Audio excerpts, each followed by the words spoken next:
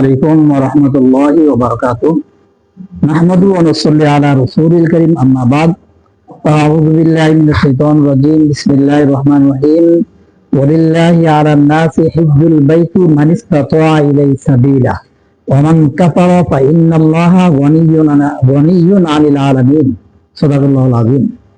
সুপ্রিয় দর্শকবৃন্দ, হজের ব্যাপারে অনেক আলোচনা আছে, তবে আমি ছোট একটি ঘটনা আলোচনা করব। আসুন জেনে নেই।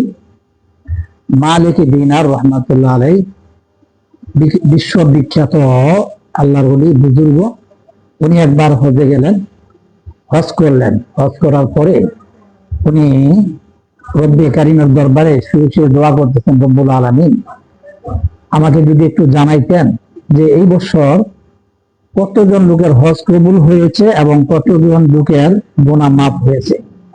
এটা যদি আমি একটু জানতে পারতাম তো আত্মতৃপ্তি লাভ করতে পারতাম। আল্লাহর ওলিদের কথা আল্লাহ তাআলা শুনেন। স্বপ্নে দেখলেন রব্বে কারিম মালিক দিনারকে দেখাই দিয়েছে যে মালিক দিনার এই বছর যতজন লোক হজ করতে এসেছে প্রত্যেকের হজ আল্লাহ তাআলা কবুল করেছে এবং প্রত্যেকের গুনাহ মাফ করেছে, তবে একজন ব্যক্তি ব্যতীত। একজন ব্যক্তি ব্যতীত। এখন মালিক দিনার রহমাতুল্লাহ কৌতূহল দেখলো যে একজনের মধ্যে আমি পড়ে গেলাম কিনা। পরদিন রাত্রে আবার দোয়া করছে, রব্বুল আলামিন ওই একজন যে আমি কিনা একটু জানাও। রব্বে কারিম স্বপ্ন দিকে দেখাইলেন যে না, তোমার হজ কবুল হয়েছে, তোমার গুনাহ মাফ হয়েছে, তবে একজন ব্যক্তি হলো মুহাম্মদ ইবনে হারুন সমরকান্দ। ওই ব্যক্তির গুনাহ মাফ হয় না, তার হজ কবুল হয় না। মালিক দিনার রহমাতুল্লাহ আলাই সকালবেলা ঘুম থেকে উঠে লোকদেরকে বলা বলি শুরু করলেন যে মুহাম্মদ ইবনে হারুন সমরকান্দিকে কেউ চিনে? কেউ চিনেন? লোকেরা বললো হ্যাঁ, এই লোক তো মাকাম ইব্রাহিম। মাকাম ইব্রাহিমের এখানে 40 বছর যাবৎ ইবাদত করে, নামাজ করে, দোয়া করে, জিকির আজকার করে, কান্নাকারি করে, আর দিনের বেলা শহরের বাইরে নীরব নিস্তব্ধ এক জায়গার মধ্যে ওই ব্যক্তি ইবাদত করে দিনের বেলা। তো দিনের বেলা খুঁজতে খুঁজতে দেখতে পেয়ে গেল, সালাম কালাম হলো। তো মালিক দিনার রহমাতুল্লাহ আলাইহি নিজের পরিচয় দিলেন। দিলে পরে মুহাম্মদ ইবনে হারুন সমরকান্দি বললেন যে আপনাকে আমি চিনি, আপনার নাম শুনেছি, আপনাকে চিনি, তো আমার কাছে কেন আসছেন মোহতারাম? তো মালিক দিনার রহমাতুল্লাহ আলাইহি মুহাম্মদ ইবনে হারুন সমরকান্দিকে বলল যে আমি স্বপ্নে দেখেছি সব লোকের গুনাহ মাফ রব্বে কারিম করেছেন এবং সকলের ইবাদত আল্লাহ তাআলা কবুল, হজ আল্লাহ তাআলা কবুল করেছেন, কিন্তু একজন ব্যক্তি ব্যতীত, আর সেই ব্যক্তিটা হলেন আপনি। উনি কান্না করতে লাগলো, বলে হ্যাঁ, প্রত্যেক বছর হজের সময় এক একজন কুতুব এসে আমাকে বলে যে আপনার গুনাহ মাফ হয় না, হজ কবুল হয়নি। মালিক দিনার রহমাতুল্লাহ আলাইহি জানতে চাইলেন কারণ কি। ওই ব্যক্তি বললেন কারণ হলো আমি খুব প্রভাবশালী লোক ছিলাম, আমার 12, 14, 20 জন বান্দি ছিল, গোলাম ছিল।